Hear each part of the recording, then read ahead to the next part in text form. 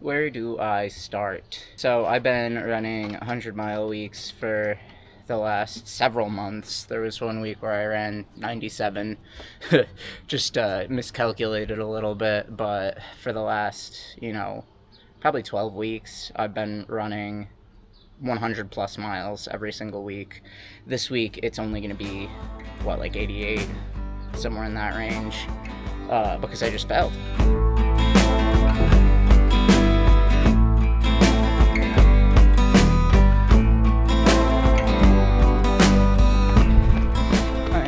Only about 2 miles in, and I've already thought about quitting for every second of this run, and that is not normal for me.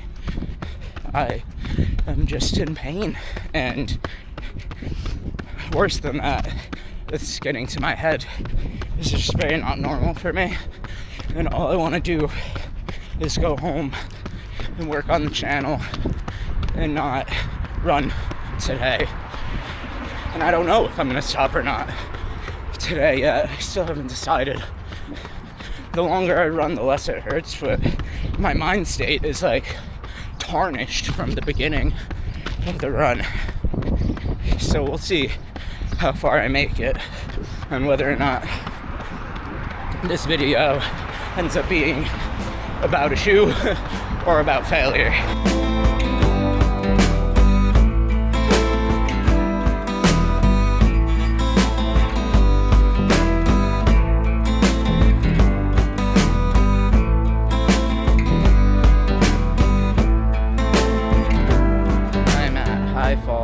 And I'm walking, and I'm just not able to get anything faster than 9-minute pace. I can't even really get down to 9-minute pace today, and it's like, what is that even doing to help right now? That's not what I need to be focused on. I have the aerobic base. I don't need to be playing the hero just to get the miles in this week. That's what's going through my head, and I don't like the idea of quitting. Nobody likes the idea of quitting. And it's like, we have this cultural sense that you can't choose failure, or that failure is an external thing that occurs to you. No. Failure is something that you can choose. Maybe you don't always choose it. Like if you were to play the lottery and not win. I mean, you chose to fail by playing the lottery, but you didn't, choose the chance of failure by getting the numbers wrong. That did just happen to you.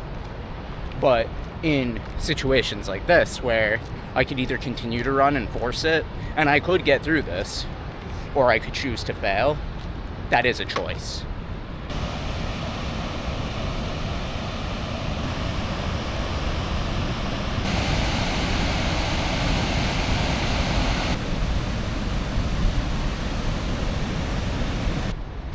So when things don't go according to plan, you gotta try your best to create something out of that.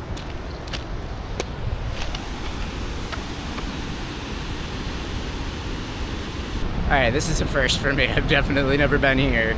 We are on top of the waterfall, on top of High Falls in Rochester. It's pretty frightening for a second over on that other part. This does not look like the most secured train track. I don't even know if trains still go on here. Crazy.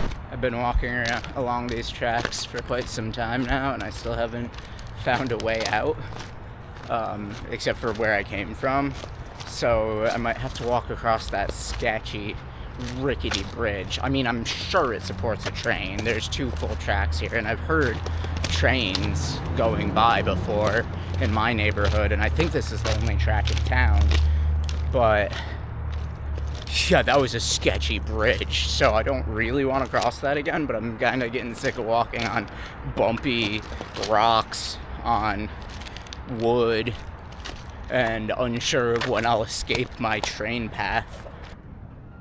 So climbing down pine bough and needle dampened forest floor to come out here back where I started, but all in carbon, like really rigid, really unstable for walking carbon. That's a trip. I'm going home, guys. I can't do this today. So I've been running 100-mile weeks for the last several months. There was one week where I ran 97, just miscalculated a little bit, but for the last, probably 12 weeks, I've been running 100 plus miles every single week. This week it's only going to be like 88, somewhere in that range, because I just failed my long run in a major way, and not in a way where I had to stop. By the time I got back to the house, I was actually feeling kind of okay. I have this pain under my knee where the medial tendon connects, and then the kneecap also hurts a little bit, and that's a very rare pain for me. I don't tend to have knee issues.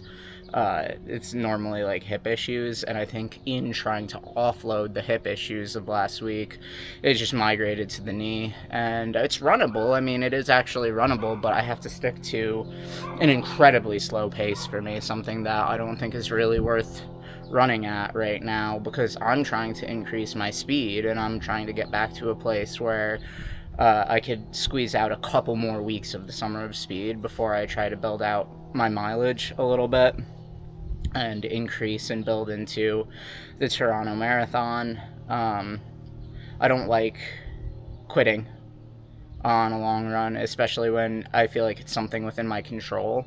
And maybe you could extrapolate this to your own life, where I do have control over how many miles I can run, and I could have run more today. I could have kept going. When I got back to the house, I was even thinking about continuing to go, and it would have been probably fine, maybe not. Could be risking, worsening an injury. But there's a bargain here that I'm making with myself, where I could do a little bit more for the YouTube channel today, and I could even get to the gym, theoretically. Maybe that's what I'll do, to offset some of the lost productivity. But it's a shame that I feel the need to offset lost productivity. What is this? What are we living in right now?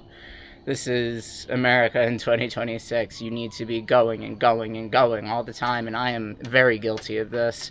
And it sucks that the truth is, for me, I do feel the need to do that, because how else will I get ahead? How else will I maintain security of employment? How else will I have stability in my life? And stability isn't even necessarily one of my biggest values, but we're living in such unstable times that we're all grasping at straws for that very stability that we're lacking as a culture, as a global culture. We don't know what's coming over the horizon. We've entered the singularity, and everything is completely unpredictable and out of our control. So we're just aiming endlessly to control something in the end. And for me, it's been mileage, and I could continue to try to control that, and it might come at the cost of my physical health, or it might not. But certainly by continuing today, I wouldn't be increasing my physical fitness. That additional 14 miles today would not do anything for my marathon condition and shape, other than potentially hurt it. And that's something that I have to know internally is true, but it's really hard to tell yourself that when you're so accustomed to, for almost, a year now, because I started the builds right in January, maybe early February is when I started building back up again. And so for me to be doing something for so long now, it being late June, that's the grind that I've been on, to surrender that control that I've been cultivating for such a long period of time, is just really, it feels hollow and empty right now. Does not feel good. So I know that if you all are going through anything like that, whether it's with running or some other pursuit that you have in your life, know that you're not alone. We're all out here grinding, and it's not a system that's built for the lazy or the relaxed or anybody that just wants to live a normal, happy family life. It is hard to live in 2026. But the good news is the grind will always be there, tomorrow or the next day, and gains will always be made. I'm not going anywhere. Maybe even next week, if I'm feeling better, I'll just start building the mileage instead of trying to do speed work, because frankly, I don't like speed work and I never really wanted to do it, but I know that's where I really need to focus to get better as a runner. But for now, I appreciate your attention on this very somber and reflective, pensive episode. And as always, stay in motion. Are you cute?